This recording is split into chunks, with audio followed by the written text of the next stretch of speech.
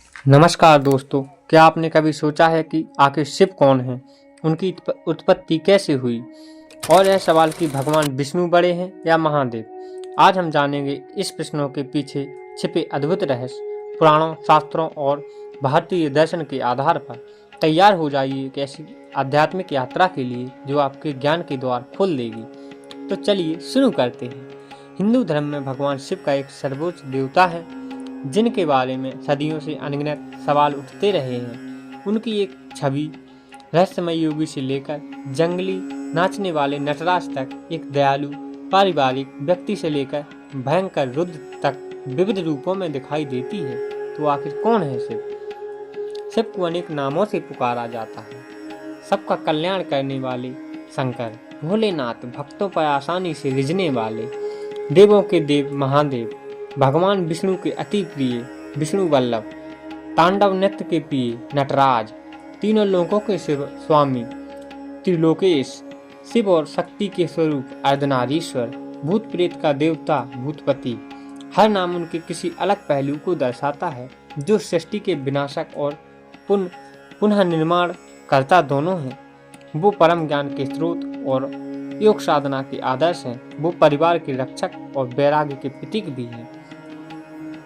परम तत्व का प्रतीक कुछ के लिए शिव परम तत्व का ही स्वरूप है। वो ब्रह्मांड के सारभूत सत्य ब्रह्म का एक ही रूप है। इस दृष्टिकोण से शिव निराकार, सर्वव्यापी और अनंत है। वो जीवन और मृत्यु, सुख और दुख, सृष्टि और विनाश के चक्र का संचालन करते हैं। कुछ के लिए शिव आदि योगी हैं, पहले योगी और आदि गुरु। वो कैलाश पर्वत पर तपस्या में लीन रहते हैं और योग के रहस्य को समझाते हैं। उनकी जटाएं ज्ञान का प्रतीक हैं।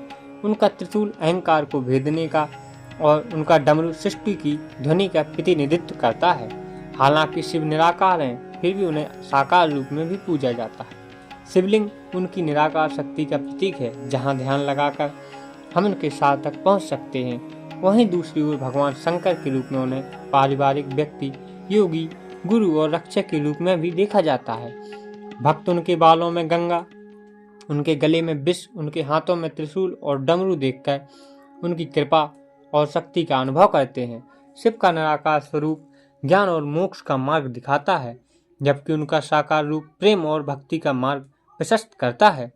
आप शिव को कैसे देखते हैं? क्या आपको उनका निराकार रूप अधिक आकर्षित करता है या उनका साकार रूप आपके दिल को छूता है?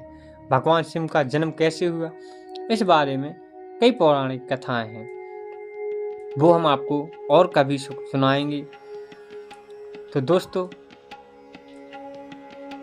इस प्रश्न का कोई निश्चित उत्तर नहीं है। यह व्यक्तिगत विश्वास और दृष्टिकोण पर निर्भर करता है। कुछ लोग भगवान विष्णु को बड़ा मानते हैं, कुछ लोग भगवान शिव को बड़ा मानते हैं। भगवान विष्णु और भगवान शिव दोनों ही एक ही परम तत्व के दो रूप हैं। आइए समझाते हैं। भगवान विष्णु ही शिव स्वरूप है और भगवान शिव ही विष्णु के स्वरूप। भगवान शिव के हृदय में विष्णु निवास करते हैं और भगवान विष्णु के हृदय में शिव निवास करते हैं। जो प्राणी इन दोनों में भेद नहीं करता वही सुखी है, और जो इनमें भेद करता है वह पाप का भागी है। रामचरितमानस में भी प्रभु श्री राम ने भगवान शिव के बारे में कहा, शिव द्रोही मम भगत कहावा, सुर न सपने हूँ मोहि न पावा। शंकर विमुख भगत चाहे मोरी, सो नार की मूढ़ मति थोरी। भगवान श्री राम अपनी प्रजा से कहते हैं, जो शिव से द्रोह रखता है और मेरा भक्त कहलाता है, वह मनुष्य स्वप्न में भी मुझे नहीं पाता। शंकर से विमुख होकर जो मेरी भक्ति चाहता है वह नरकगामी और मूर्ख और अल्पबुद्धि है। रामचरितमानस की एक कथा के अनुसार जब भगवान शिव श्री राम लंका पर आक्रमण करने जा रहे थे, तब उन्होंने समुद्र के किनारे शिवलिंग बनाकर उनकी पूजा अर्चना की। शिव को भगवान राम अपना आराध्य देवता मानते हैं, इसलिए युद्ध से पहले भगवान राम ने शिव की पूजा की। इसी को रामेश्वरम कहा गया। निष्कर्ष यह है कि भक्ति में भेदभाव नहीं होना चाहिए। भक्त को सभी देवताओं को समान रूप से पूजना चाहिए, और जो भी व्यक्ति इनमें भेद करता है वह निश्चित ही अल्प बुद्धि, मूर्ख, दुख का भागी होता है। दोस्तों, उम्मीद है आपको आज का यह रोचक और ज्ञानवर्धक वीडियो पसंद आया होगा। शिव और विष्णु दोनों ही सनातन परंपरा के स्तंभ हैं और इनका महत्व किसी एक की बड़ाई नहीं बल्कि सृष्टि के संतुलन में है। अगर आपको वीडियो अच्छा लगा हो तो लाइक शेयर और सब्सक्राइब जरूर करें। कमेंट में बताइए आप अगला वीडियो किस विषय पर देखना चाहेंगे। तो दोस्तों धन्यवाद।